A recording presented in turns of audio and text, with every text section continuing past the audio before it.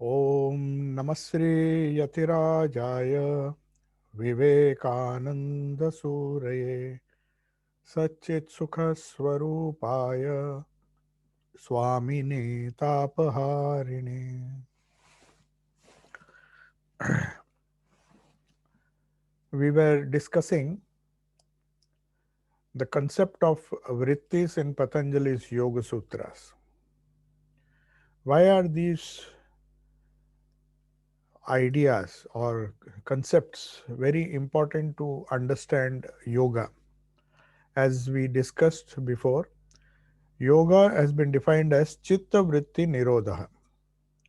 So the vrittis which are in chitta, chitta is the mind stuff, and vrittis are constantly arising, constantly bubbling up from our mind stuff. They can be of different types, these vrittis. If they are reactive, as I told you, they become what is popularly known as manas, the reactive mind, where there is very little of choice. We just act and react. The different organs give us different inputs. Eyes give us some input, ears give us some input, touch gives us some input, and depending on that we react in different ways. So that is at the preliminary level. The chitta takes the form of manas. Manas is the ordinary mind which I told you is common to not only human beings but also animals. Animals also have a highly reactive mind. It's known as manas. Then we have a higher faculty of the mind. The chitta can take the shape of buddhi also. Buddhi is the discriminative mind, the mind which gives us a right kind of knowledge, which is known as pramana vritti. I told you about the five major types of vrittis. Pramana vritti is right knowledge. Knowledge, the correct knowledge which enables us to see things very clearly without any element of doubt. So it is known as pramana vritti. Then there is another type of vritti which is gives us wrong knowledge or indiscrimination. Indiscrimination in the sense our buddhi is not so active. So it gives us a kind of knowledge which can be also known as false knowledge or indiscrimination. It's not right knowledge. It is known as viparyaya. So they are also vrittis. When you see a rope and you see it as a snake because of insufficient light or maybe because of your preconceived notions, ideas about the rope. So in the dark, you just jump into a conclusion that it is a snake and you start fearing that sight. When you see the rope, you there is an element of fear because you have seen it as a snake. All the previous ideas of the chitta, the memory, they gave you an impression that it is really a snake and it's going to bite you. So that is known as viparyaya or indiscrimination. Then there is another kind of vritti, as I told you, which is known as vikalpa. Vikalpa is a type of vritti or a type of mental wave where there is a verbal delusion. Verbal delusion can occur due to many factors. Perhaps you don't understand the meaning. Somebody calls you a goat and you have never seen a goat in your life. So you can conjure up some wrong idea of what that word goat means. Swami, there is a joke that somebody who had been to Assam, in Assam, there are these rhinoceros. It's a huge animal with horn, with a single horn. And this rhinoceros is always bulldozing its way everywhere. So one gentleman was apparently a very bulky figure and he was trying to interfere in everything. So one of the group got angry, and because he was very heavily built, he said, don't behave like a rhinoceros. Now, unfortunately or fortunately, the person who heard that did not know what a rhinoceros means. So he just thought maybe he's making some remark. And since you don't know, he just kept quiet. But then when he went home, he just saw the dictionary and saw what it meant. And he knew that what that other gentleman was referring to was a rhinoceros, which is not only aggressive but like a very heavy animal. So he was referring to his bulky body and his nosy nature. So he got angry later on. So this is known as verbal delusion. Sometimes it can be painful if you understand the meaning and get the wrong meaning. It can be painful. If you are ignorant of it, verbal delusion doesn't really matter. So vikalpa can be klishta or aklishta. I told you there are two types of vrittis. Every thought wave arouses, they are of two categories basically. These are the five types, but the categories fall into two: klishta and aklishta. Klishta, those which are painful. So, right knowledge also can be painful sometimes. When somebody tells you a fool and you consider yourself to be a fool, then it can be painful. Or somebody calls you ignorant and you are really ignorant. It is right knowledge based on what he is perceiving, what he is experiencing. And he points out to you the same thing. As Holy Mother said once, you should never tell a person, even if it is truth, you should not tell a lame person, or you should not ask him how he became lame or that he is lame, that he is disabled. Though it may be a truth, it can be painful if you continuously speak those words. So pramana vritti also can be klishta. It need not be aklishta. Klishta means painful. Aklishta means those which are not painful. So vrittis, broadly speaking, they are divided into two categories. All the waves of our mind, Patanjali has very conveniently divided into two categories: klishta and aklishta. Those which cause pain, those which don't cause pain. And he has also classified, made a fivefold classification dividing our all our thoughts, whatever thoughts we get in the normal course of our life, he said can be divided into five categories. They are right knowledge, or five types: right knowledge, which is pramana; viparyaya, which is wrong knowledge, false knowledge, or indiscrimination because of our wrong understanding. Third is verbal delusion. So delusion which is caused by the wrong understanding of the word. We have not seen anything, but some sentence, and we hear some sentence and we conjure up a different idea than what the speaker had intended. Perhaps he wanted to praise you and you took it as a, you did not take it as a compliment. You thought he was sarcastically telling all these things. So verbal delusion depends on the hearer and also the way a thing is expressed. So verbal delusion. Then we have two more vrittis which are very important, two more thought waves which occur during our sleep. One is sleep and the other is, another may occur during waking state also, memory. A memory, when you are in a dream, memories come up to the surface. The vrittis of memory uh, are uppermost in our minds. So nidra and smriti, these are the other two vrittis. Nidra means the sleep waves. If you see, the EEG machine can detect when a person is totally asleep, when there are certain kinds of waves which can be measured, and you can assume or we can ascertain whether the person is in deep sleep or is he dreaming. So that also can be measured by measuring the brain activity, by monitoring the brain activity. So Nidra and Smriti are the two other types of vrittis or mental waves which we normally observe in our minds. So Patanjali has classified all the vrittis which we can possibly have into Pramana, Viparyaya, Vikalpa, Nidra and Smriti. These are the five types. All the thoughts that we think, all the vrittis that we think, these vrittis fall into one of these five categories. There is no sixth category.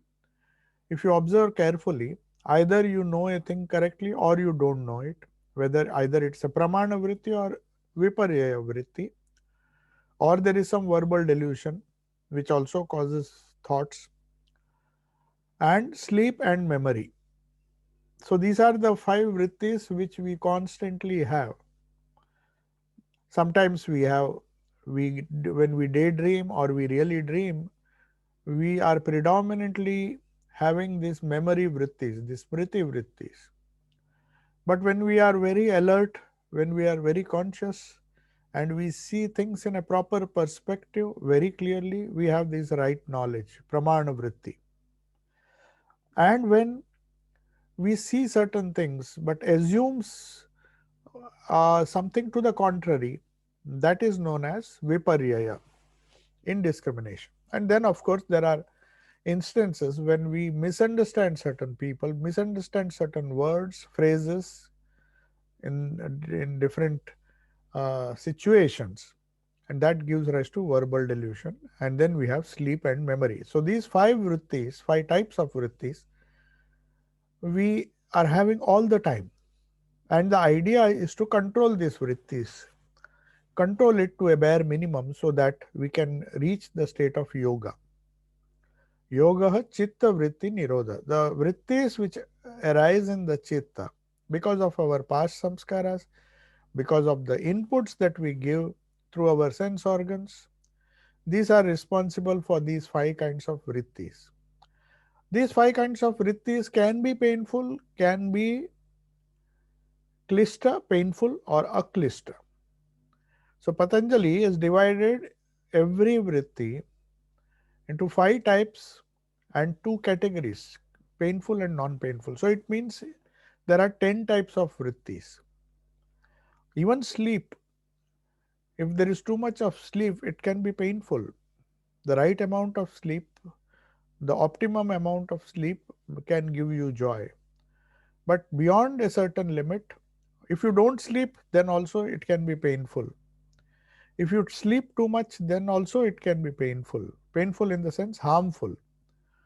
Then same is the case with memory, smriti.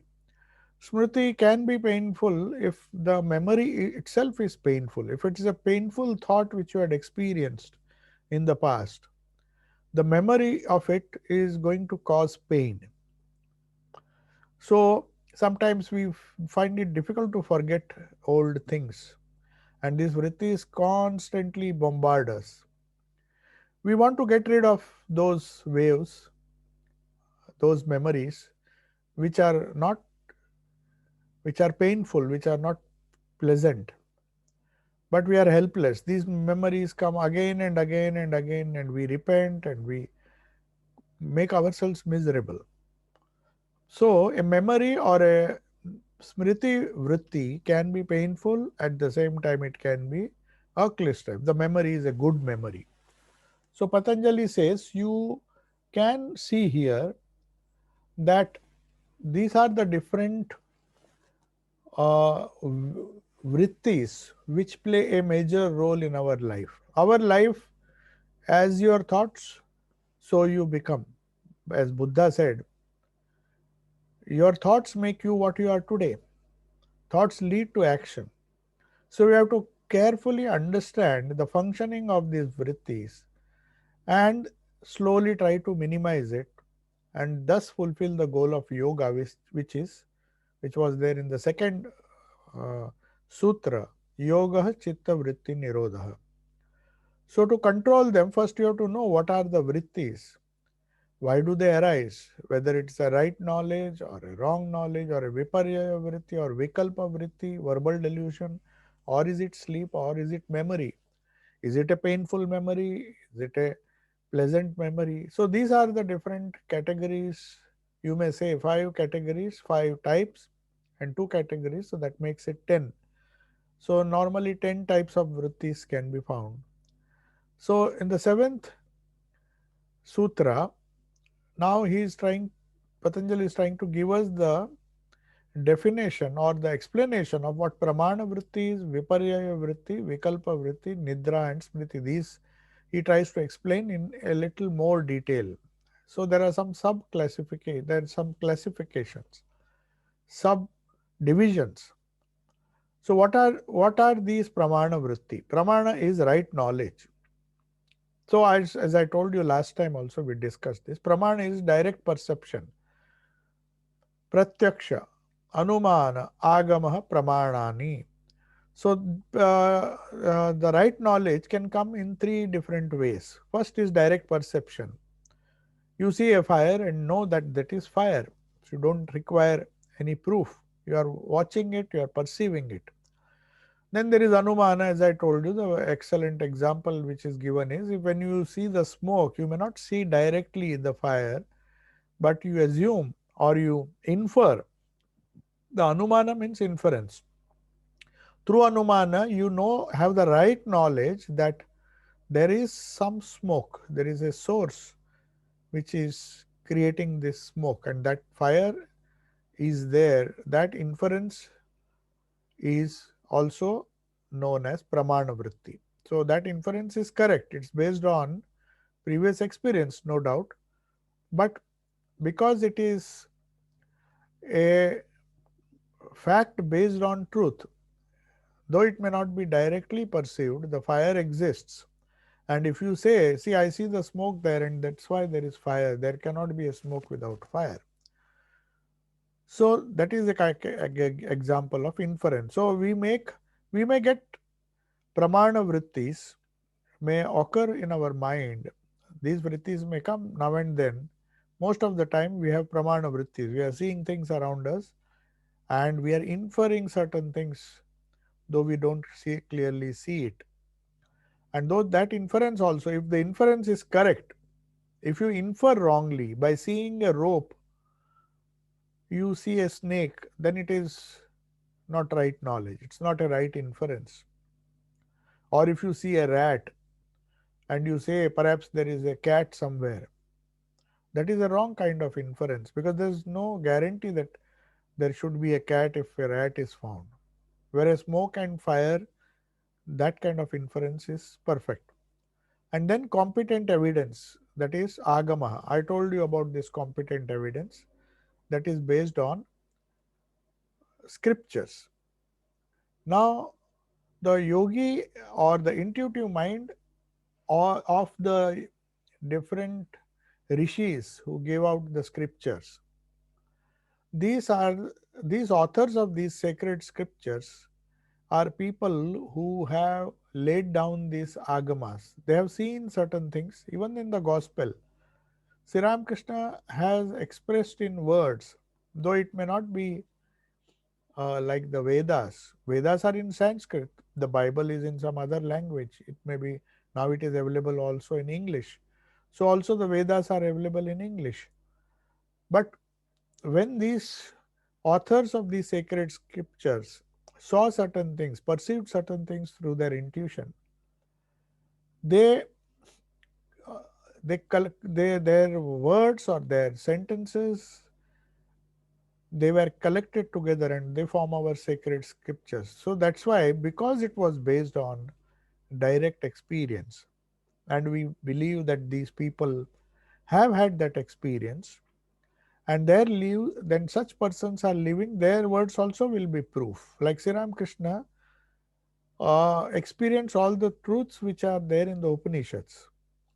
So when we really see things or experience or perceive these things which are mentioned in the scriptures, then they become proof. So those scriptures are true for us.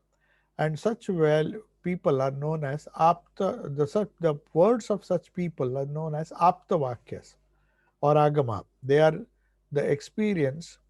So I told you what is the proof of their words. Some persons may say, how do I know it is an apta vakya? He, that apta vakya, if does not, if that person who has that vision does not contradict the scriptures, nor does it contradict, nor does it, nor do they claim that they are the sole perceivers of that truth. If they say you can also have that truth, you can also experience that truth if you follow this method, only then we can say it is agamaha or it becomes one of the pramanas. The proof is in their direct perception, because whatever he sees, he claims that he can make show you that. It's not that it's a it's one incident which happened and which is never going to happen. No scripture which says that this is an experience which can happen only once, it will never happen again. If somebody says that, then it is not a right thing.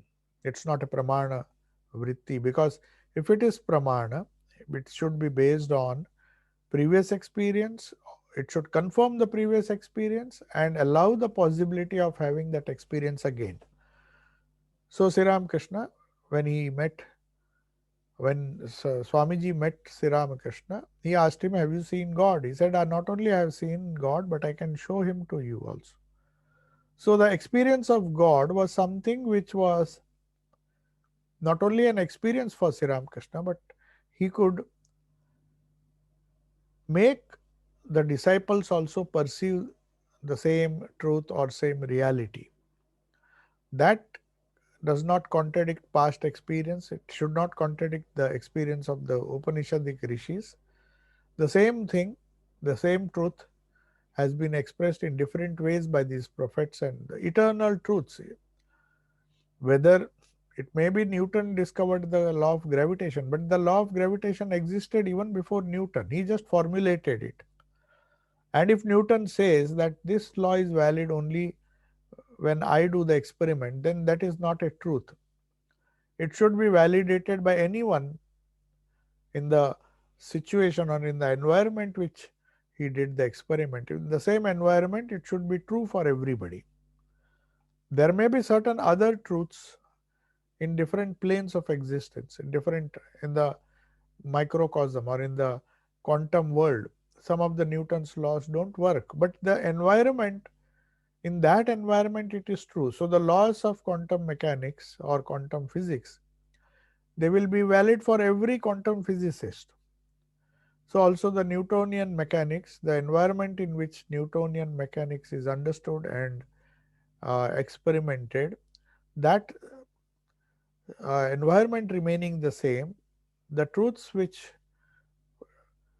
of the Newton's laws of motion, they will be valid even today, or they will be valid for anybody who experiments them in that particular environment. So even as we see these things in physical world, so also in the scriptures, most of the scriptures speak of some kind of knowledge beyond the senses, and it should not contradict reason and past human experience. That is one more condition. That knowledge is proof. So that is known as agama. We discussed that. So another point which we discussed, I am just recapitulating, that in yoga especially, the character of a person should be perfect, because no impure man, because this is one of the truths which has been expressed by almost every religion or every scripture, that one has to be true, one has to be pure, otherwise the mind will not go into a state where it can have these higher experiences. Swamiji says no impure man will ever have the power to reach the truths of religion. He says there is a idea or there is a concept that whoever teaches secular subjects like physics, chemistry and mathematics, we don't have to bother about his character, his personal life. That may be true. Swamiji says in secular things, in gross worldly things. It may be true that a very good mathematician can be a very bad person. A very intelligent engineer can be a very bad person. Astronomical discoveries or all these discoverers may not have that kind of character. But in religion, Swamiji says, in spirituality, it is different. Because no impure man has been found to develop that kind of intuitive knowledge which is supersensuous. To go beyond the senses, you have to first purify the senses, and that's why Swamiji says we have to first of all we have to see the man who declares himself to be an apta and say that my words tally with the scriptures. Is he perfectly unselfish and a holy person? Is he pure? Has he reached beyond the senses? And thirdly, does he contradict the great scriptures? These are the things. So, any discovery of truth does not contradict the past truth but fits into it. And fourthly, the truth must have a possibility of verification. If a man says, I have a vision and tells me that I have no right to see it, I should not believe him. If he has seen it, then what prevents me from seeing it? No teacher can say, tell the student that I have had this experience and you have to just believe me and follow me. So, this kind of following is not good. I believe because I see. Everyone must have the power to see it for himself, to experience these these intuitive experiences themselves. That is why Swamiji was convinced when Sri Ramakrishna promised him. Not only did he promise him, but showed him the truth, gave him that vision. Of course, for Sri Ramakrishna, it was possible to give that vision just by a mere wish or a mere touch. But the scriptures say that if you follow a particular method, like Patanjali, you follow the different steps yama, niyama, asana, pranayama, pratyahara, dharana, dhyana, and samadhi. See, there are 8 steps Ashtanga Yoga. These have been classified. And if one has to verify the truth of the scriptures, of truth of Patanjali's sutras, then he has to practice it and see where it leads them. Patanjali doesn't say that because I say you have to accept it. He says, why don't you see? Why don't you practice and see where it leads you? So everyone must have the power to see it for himself. No one who sells his knowledge is an apta. Now this is a very important thing because in our older days, spiritual knowledge was given free. Even secular knowledge, the guru just got some guru dakshina at the end of the course, and that also whatever the students gave him willingly. But there was no fixed charge. Just as we sell secular knowledge, spiritual knowledge cannot be sold because that brings in selfishness. And that kind of impure or worldly person who sells his knowledge cannot be an apta. So when he realizes this, he cannot sell his knowledge. He will be content. Jesus did not sell. He did not print the Bible. It's so only later we are doing all these things. We are printing the Upanishads and selling it because writing by earlier they used to just tell anybody who wanted to become a disciple would get that knowledge provided he fulfilled the conditions, provided he confirmed that he was genuine and he was ready to experiment, ready to fulfill all the conditions which a guru wants the disciple to follow if he has to have that knowledge. So, all these conditions must be fulfilled. You must first see, Swamiji says, a man that the man is pure, and then that he has no selfish motive, and that he has no thirst for gain or fame.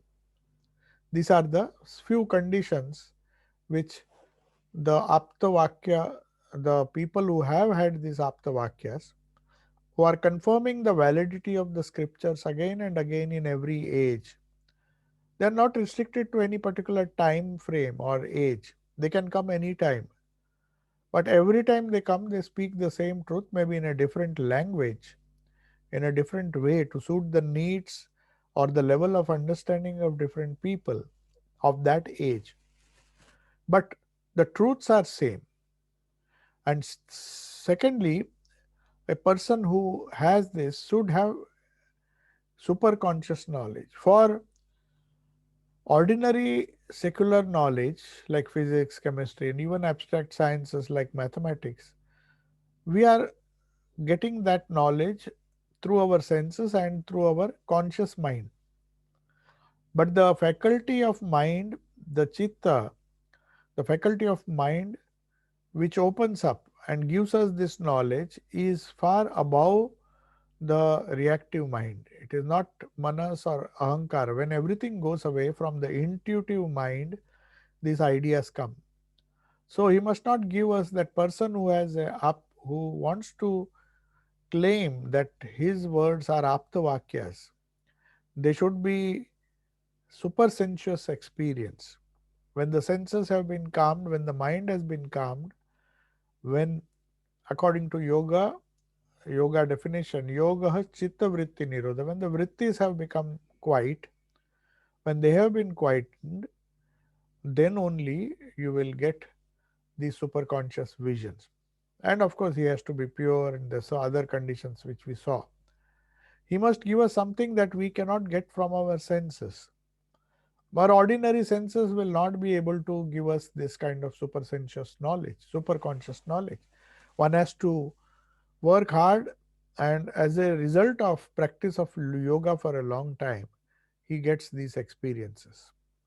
And whatever experiences he has, they should always be for the benefit of the world. They can not cause any harm. If somebody says, I had a super sensuous experience where I was asked to kill everybody, that cannot be. If it is not for the benefit of the world, then that super conscious experience, however, it may just be a hallucination, or he may be uh, full of impurity, that these bad thoughts have magnified, and then he feels like giving all these fanatic truths to the world. And we know what is the result of this. There's so much of bloodshed, killing in the name of spiritual truths. So if the truths are true, if the truths are understood properly, if they are real spiritual truths, then it will be for the benefit of the world.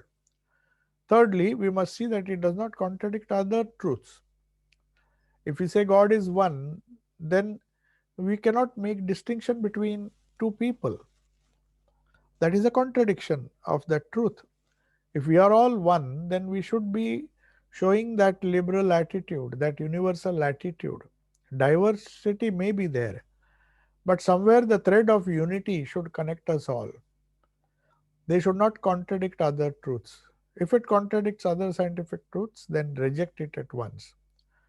So, unity, nobody says that divisive policies, divisive attitudes in life, discriminative attitudes in life always cause trouble.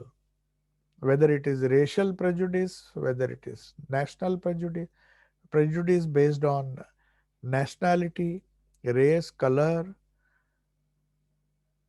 prosperity, or privileges which are given to some class of people based on class privileges. Any discrimination contradicts the universal truth that truth is one, sages call it by different names. Maybe my way of expressing truths may be different, but the content can't be different. There should be an attempt, if one has to become spiritual then or practice yoga, then one has to be aspiring to attain unity in this diverse world. We cannot hold on to diversity and yet aspire to have superconscious vision. The superconscious vision is always based on unity, based on a universal truth. It cannot be based on opinions or dogmas or fanatic ideas that this is the only truth, the other truths, the other things, other ways you can't express it. It is not possible. That is not based on the scriptures. So, fourthly, the man should never be singular. He should represent what all man can attain. This singularity or this exclusiveness cannot be a proof of a true spiritual experience. It can never be singular. He should only represent what all men can attain. If somebody says this samadhi is only for this particular race or this particular class, no. If anybody who does yoga, chitta vritti nirodha, then yoga says that he will be reaching the samadhi when he reaches the eighth state, eight steps. But you have to pass through all the steps. So he should not be singular in the sense he cannot say that this is an exclusive truth only for people of this particular caste, creed, religion, or nationality. It should be beyond all religious borders, national borders. It should represent a universal truth which all men can attain. That is the idea. Now we come to the next idea. The three sorts of proofs which we discussed now, I'll just conclude with the pramana vritti, are the pramanas are of three types: direct pratyaksha, direct sense perception, we say pratyaksha, inference, which is anumana, and the words of an apta, the words of great words uttered by the people who inspired the scriptures. They are also as good as pramana. There is no way we can doubt it because it has been practiced, it has been realized by so many people uniformly all over the world, though they might have expressed it in different ways. So the apta word, Swamiji says, cannot be translated into English. It's not the word inspired. Inspiration can be a lower inspiration. I am inspired to earn money. I may be inspired to earn money, but that is not inspiration. This inspiration is something which borders, it's a supernatural, supersensuous experience, which you can say intuition, or even intuition is a lower word. It's just a spiritual experience. Because inspiration is always believed to come from outside, whereas this knowledge of intuition comes from the man himself. He just has to stop the vrittis, and what remains is the supersensuous knowledge. Patanjali says it's not by thinking that these realizations come, it is by stopping thought. The knowledge comes from the man himself. You just remove a cover. The literal meaning is attained. Apta means one who attains. What does he attain? Not something which he did not have. He had it, but it was covered with wrong knowledge. So when we remove the wrong knowledge, the right knowledge flashes intuitively or as a supersensuous experience. So that is what is meant by apta. So pramana, viparyaya, pramana, anumana, pramana vritti can be, pramana vrittis can be divided into experience, pratyaksha, which is direct experience, anumana, that which is inferred from or based on actual experience, and finally aptavakya. So these are the three pramana vrittis which we have to hold on to. We have to begin from somewhere. If we want to have yoga, then we have to believe and follow these aptavakyas, follow the scriptures. And then if we don't realize, then we can tell that this is not right. But without trying to follow this aptavakyas, the words of an apta, one who has realized God or one who has seen these experiences, we should not dismiss them as untrue. Now, eighth sutra is Viparyayo Mithyagnanam Atadrupa Pratishtham. Atadrupa Pratishtham, this word is important. What is Viparyaya? It is Mithyagnanam. Mithyagnanam means it is false knowledge, not established in the real nature. So the next class of vrittis, the first class of vrittis are known as pramana, which again has been divided into, as I told, we discussed now today, viparyaya, pratyaksha, viparyaya, and anumana. Pratyaksha, anumana, so not viparya, sorry, pratyaksha, anumana, and agama. These are the pramana vrittis. Now, what is the viparyaya vritti, which is the second type of vritti which we discussed? It is false knowledge. So, Patanjali first he mentioned the name, now he is explaining what it is. Indiscrimination, mithya jnanam, is false knowledge not established. Viparyaya means indiscrimination, mithya jnanam means false knowledge. So, viparyaya has been described as mithya jnanam, atadrupa pratistham. Atadrupa means it shows something which it is not. If you think, if you see a animal from a distance and you see it as a tiger, though it is not a tiger, you are seeing something else. It is known as viparya. It is based on false knowledge, either because of wrong sense perception or maybe wrong understanding. You see one thing and understand something different. That is known as viparya vritti. The next class of vrittis, that is the second one, it arises in mistaking one thing for the other. As a piece of mother of pearl is taken for a piece of silver. So, from a distance, the piece of mother of pearl, it looks like it is shining just like silver. And there is a tendency for us to think that it is made of silver, but it is not silver. It is just that it shines like silver. So, also a snake and a rope. It looks like a snake, but it is really a rope. So, these are the vrittis of mistaken identity. That is why it is known atadrupa pratistham. We think it is something which it is not. We think one thing, but it is actually something else. So, that is known as viparyaya vritti. So, we have to be careful that we don't have these kinds of vrittis always. We don't have these kinds of vrittis because they will give rise to false knowledge and that will lead to confusion. So, now we come to the third type of vritti that is known as vikalpa. How has Patanjali translated or described vikalpa? Shabda jnananupati vastu shunyo vikalpa. Jnananupati, Shabda jnananupati. That means there is another class of vrittis which are known as vikalpa. Vastu shunya, the word is uttered and we do not wait to consider its meaning. We just jump into a conclusion immediately. That is why it is known as a weakness of chitta. Swamiji says it is our weakness to jump into conclusion without hearing properly and without trying to understand what a person is saying. We hear half-heartedly and jump into conclusion. That is known as Shabda Jnananupati Vastu Shunya Vikalpa. There is another, that means we jump into conclusion immediately.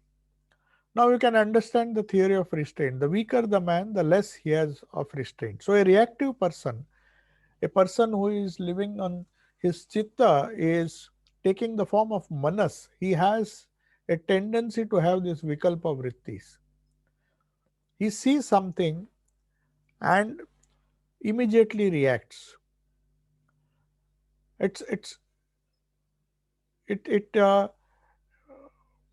it is a kind of strange thing that you hear something, you don't, it's especially it's not seeing something, it's hearing. The first one, viparya, is because we see things and perceive it wrongly, but here there are certain words which are uttered and we immediately jump into a conclusion without trying to understand the meaning. That is why Patanjali says it's a weakness of chitta. The reactive mind, he hears certain words and immediately gets angry and reacts in a particular way. So there should be restraint. Yoga is chitta vritti nirodha. We have to stop these vrittis because many of our vrittis are vikalpa vrittis. They are based on wrong understanding of words, of the words that we hear every day being uttered around us. We hear something and understand something. So the less he has the restraint. Restraint means just pause for a minute, think what has been told, reflect upon it. If you don't understand, try to ask that person, what do you mean by what you are saying? Have I understood it properly? Is what I heard, does it mean this? So, without understanding, trying to understand a word in a wrong manner is known as vikalpa. So, Swamiji says we have to always examine ourselves by that test. And the more restraint we have, the more patience we have, the more we are likely not to have this vikalpa vritti. We will never jump into any conclusion and will not be fooled by some words. We should always be careful, especially when we read the scriptures. We just can't read something or listen to something and just jump into conclusions and draw our own conclusions from that and understand or misunderstand it or understand it in a wrong way, and that is a sign of weakness of the chitta. That means we don't have a discriminative mind. Our buddhi is not working, functioning properly. Our chitta is constantly taking the shape of manas and reacting to the words in a very haphazard, unscientific way. So when you are going to be angry or miserable, when one gets angry or miserable, we have to see whether our vrittis are vikalpa vrittis. And we have to reason out how is that some news that has come to you is throwing your mind into anger vrittis or making you miserable. Why are certain words making you miserable? Why are they making you so reactive? So vikalpa vrittis are also very painful vrittis sometimes, and we have to be careful not to be angry or miserable. Examine ourselves, examine the words which have been uttered, consider how we should react to those things, and we have to examine ourselves by that test whether we have a wrong knowledge because of a wrong understanding of these words, and because of that are we reacting in a unreasonable or wrong manner. So this is very important. And next we come to the last category. Two more categories are there, Nidra and Smriti. We'll just discuss Nidra and Smriti briefly and we'll continue in the next class. Abhava Pratyaya Alambana Vritti Nidra. So Nidra Vritti has been defined as Abhava Pratyaya Alambana. Sleep is a Vritti. It is also a Vritti, remember, which embraces the feeling of voidness. Oh, there is nothing. There is no world. Everything has vanished. That vritti, that is also a kind of mental wave. So when it occurs continuously, non-stop, we had a good sleep. When we say we had good sleep, actually there is a certain kind of wave. Even the EEG shows that. It is a kind of, there's so many alpha, beta and other waves. So the vritti, sleep is a vritti which produces a particular kind of wave which gives you the feeling of voidness, that there's nothing. So that voidness, abhava pratyaya alambana, one which supports that. So those vrittis are called as sleep, nidra. And then there is dream. When we are awake, we know that we have been sleeping. When we are awake, how do we know that we slept well? Because the memory of the sleep vrittis come back to us. That we had continuously vrittis of void, the feeling of voidness which gave us joy because we were very near ourselves and we were happy, but at the same time we were ignorant. But we don't lose the memory of that. We know that we slept well.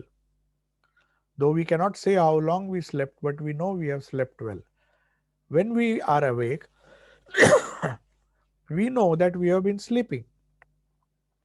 We can only have a memory of that perception because you are not conscious when you are sleeping. You are conscious of the fact that you had a good sleep. So the memory is another vritti. That which we do not perceive, we can never have a memory of. So the very fact that we have a vritti which is known as smriti, memory, shows that unless we have a memory of sleep, we would not have known that we had slept. Something which has happened in the past, in the 2 hours that we took rest, we were dreaming most of the time, maybe 15 minutes we were sleeping. And that gave us a memory, faint memory, that we slept very well. If you ask a person, how did you sleep? How does he say, yes, I slept well? So that is also memory. So these are the different vrittis. Then we come to the memory vritti, we'll discuss in great detail. So every reaction which we have is like a wave in that lake of chitta. Now, if during deep sleep the mind has no waves, it would have no perceptions, positive or negative, and therefore we would not have remembered them.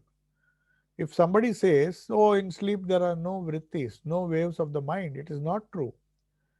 It is the sleep, the vritti of the voidness, continuous memory of that, or continuous vrittis are forming during our deep sleep state. That is why Swamiji says we will remember them only if they have been produced. So, the very reason of our remembrance or remembrance of the sleep state is that during sleep there was a certain class of waves in the mind. These waves are known as nidra vritti, deep sleep. Abhava pratyaya alambana, abhava, that continuous vrittis of the feeling of voidness. Now, there is another class of vrittis which we call smriti. So, what is smriti? Now, that definition we will just read and then we'll have some question answer. अनुभूत विषय संप्रमोषः, अनुभूत विषय संप्रमोषः स्मृति.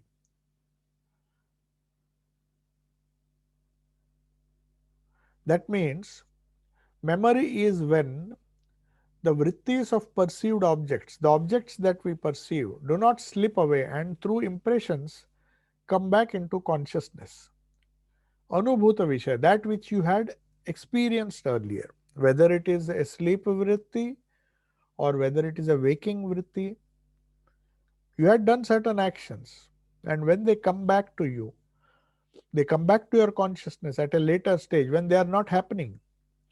These smritis, Anubhuta Vishaya, what you had experienced before, when they come back to your consciousness after in future or in present, we are thinking of something which happened in the remote past or in the immediate past, those impressions are known as smriti vritti. They are not happening now, but you are dreaming. It may be daydreaming, or it may be even in sleep you may be having those dream impressions. So memory can come, the memory now, this sleep vritti can come from direct perception, from the right thing. That's why sometimes we have fantastic dreams which are not true, because they are coming from false knowledge. We see a snake in the dream also. So it can, though there is no snake, or it may be a rope which we had seen in the past and we had a fear of snake, that same thing is reproduced in the dream and we get the false knowledge. So that's why it can be a pramana vritti which comes back. It can be viparya, it can be vikalpa, or it can be nidra. So the other four types of vrittis which we have, they can come in the form of smriti.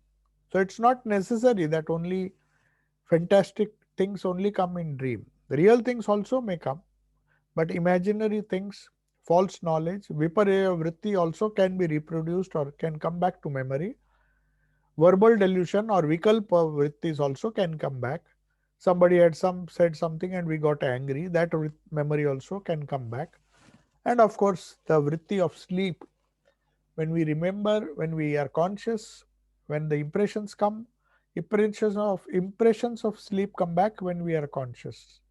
That is known as priti. Swamiji is giving an example. For example, we hear a word. That word is like a stone thrown into the lake of the chitta. It causes a ripple, and that ripple rouses a series of ripples, that is memory. It's a beautiful example that when you throw a stone in the lake, the first ripple is formed. but that ripple gives rise to another. So you see circular, there are succession of ripples, and there is a huge disturbance is seen on the surface of the lake. These ripples are nothing but memory, because one is giving rise to another.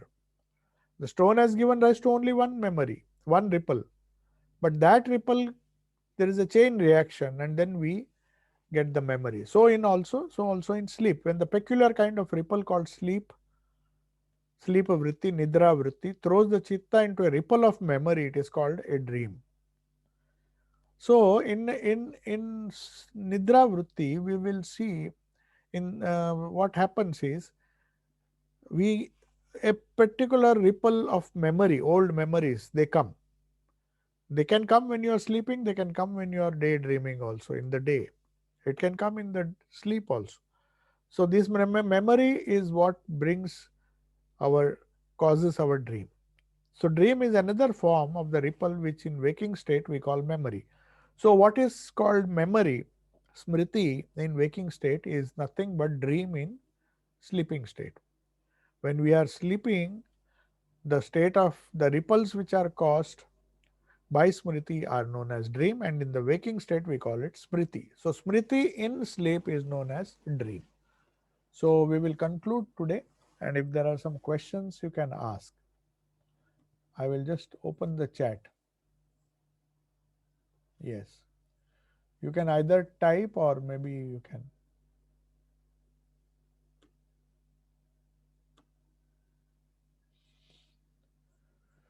Yes.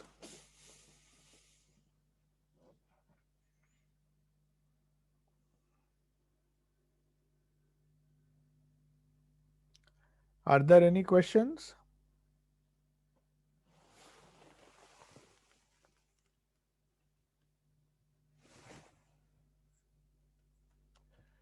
The important still you can, maybe I'm just waiting. If somebody wants, they can type in the chat. Till then, I'll just try to explain why these vrittis are important, because these help us to understand our own mind. And if we understand our own mind, we can possibly control our own minds. So the goal of yoga, though it is just to control the vrittis, it is essential that we know what these vrittis are to even control it. Without knowing, we cannot control. So that's the idea. Chitta vritti nirodha is the goal of yoga. But it is not so easy, because we do not know or we do not understand the different kinds of vrittis that are influencing us, that are coming constantly coming in chitta, in our mind stuff. So when they constantly come, and when we don't know how to handle them, we are in trouble. So yoga is just, first we reduce it. If there are too many vrittis, we can't handle them. If the vrittis are less, then we can analyze them, think about them, discriminate, use the good vrittis, allow the pramana vrittis to dominate, and slowly come into a state where we can control them, and don't let the vrittis to control us. If the lower reactive mind is active, then it starts controlling our Annamaya Kosha and the Pranamaya Kosha and our entire personality. And as a result, we behave in different ways. But if we want to prevent that, then we have to understand these five types of vrittis, and then Patanjali will explain to us, after understanding the five types of vritti, he will go to the klishta and aklishta. Why the painful vrittis are bad and how to counteract it with another kind of vrittis which can help us to negate the influence of the evil vrittis and bring peace and joy in our minds. Yeah. So now Ravi is asking the question, can memories of our past lives come to us? If so, how can we recognize? Yes, memories of the past lives also can come, and this there's not much difference of memories of the past life and this life. Even our childhood memories, it's very difficult to recollect. So memories of the past life can come only when we start practicing yoga. We will come to that sutra where the first essential thing is to control the mind. Once we control the mind, then we can allow certain thoughts to come. When whatever thoughts, vrittis we want, we can inspire them in our minds. And that is when we meditate long enough, if we want, we can get the memories, but it will not help us much, because our goal is not to have memories. We already have enough problems, enough bad memories of this life. We have enough bad memories or klishta vrittis of this life itself. When we are not able to handle it, it is definitely not advisable for us to open the Pandora's box and try to find out what all thoughts or whatever memories, if we instigate them. No doubt, when you do yoga, when you disturb or start meditating, these thoughts will automatically come up. So you will find it overwhelming if we allow the memories of the past to come, because unsufficient unto the day is the evil thereof. Today I have enough troubles. I don't have to rake my uh, uh, recover those old memories and make my state miserable. So it is not a good thing to even try. But those who are in control of their mind, the yogis, they can do it, and in a very positive way, without, because they are in full control of their minds. So only when you get control of your mind, you can wake up those memories and you can solve it. Only when we know we are able to handle it, then we should try to rake up the old memories. Otherwise, it can be painful, it can be very difficult to handle.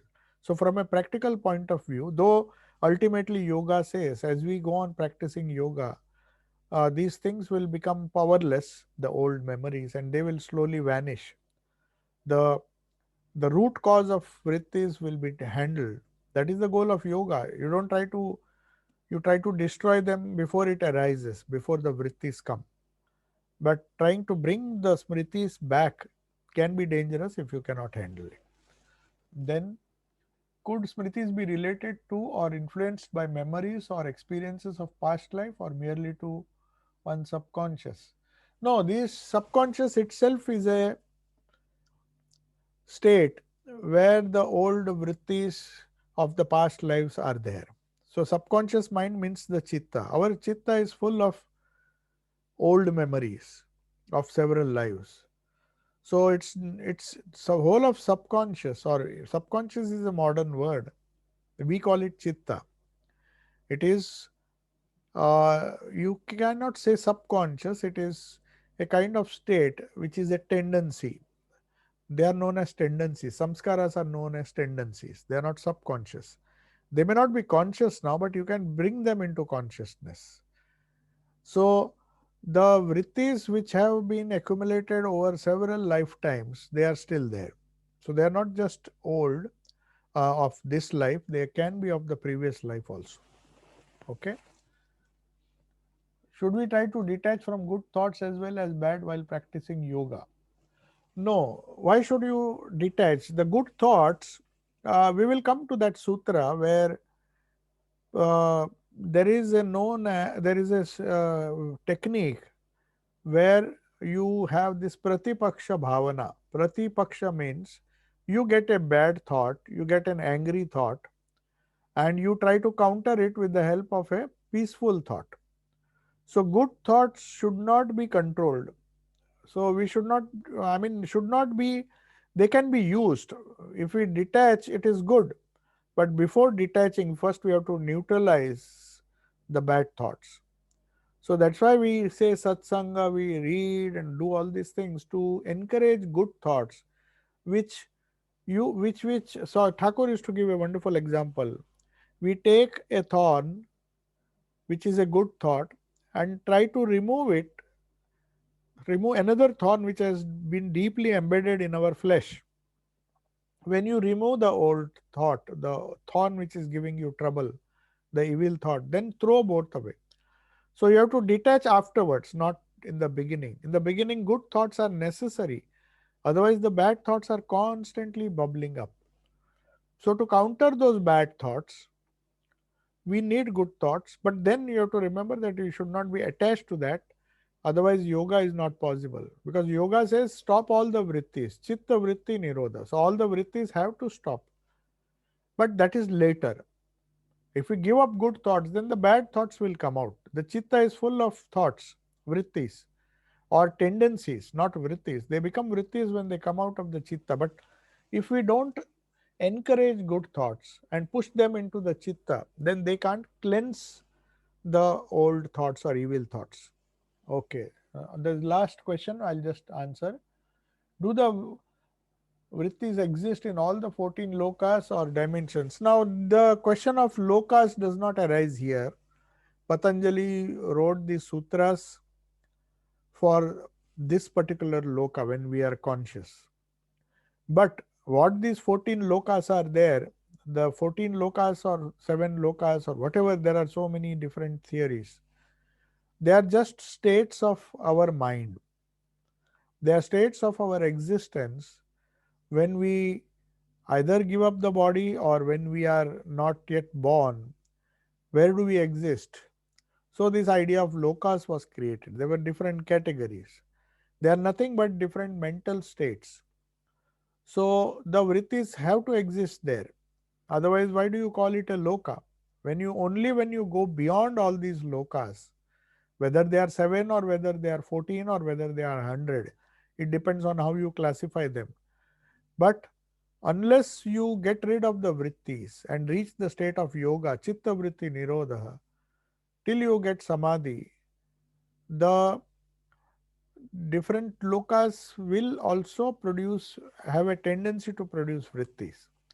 Vrittis are not produced, they are produced in the chitta, which is a subtle existence. They may be produced, we may think that only in the body our vrittis are produced.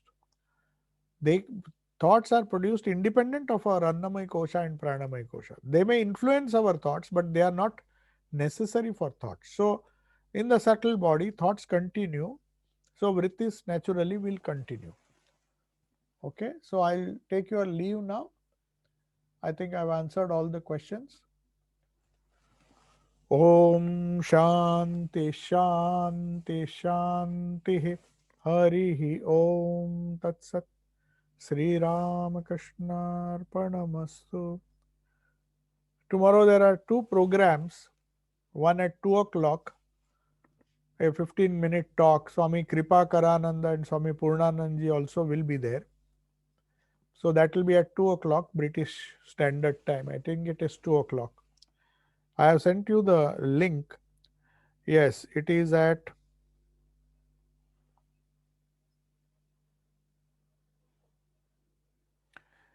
it is at 2 o'clock UK time and 3 o'clock Europe time.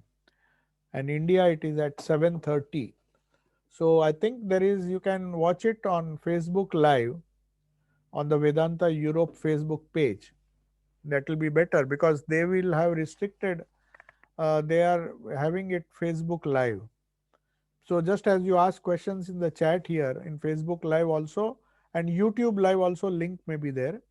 So you can just watch it on Facebook, or the link of YouTube Live may be given in the Facebook as well of Vedanta Europe. So you just check and try to attend if you are free at 2 o'clock. And then of course at 4:45 we will have the Bhagavad Gita class as usual. Om Shanti Shanti Shanti.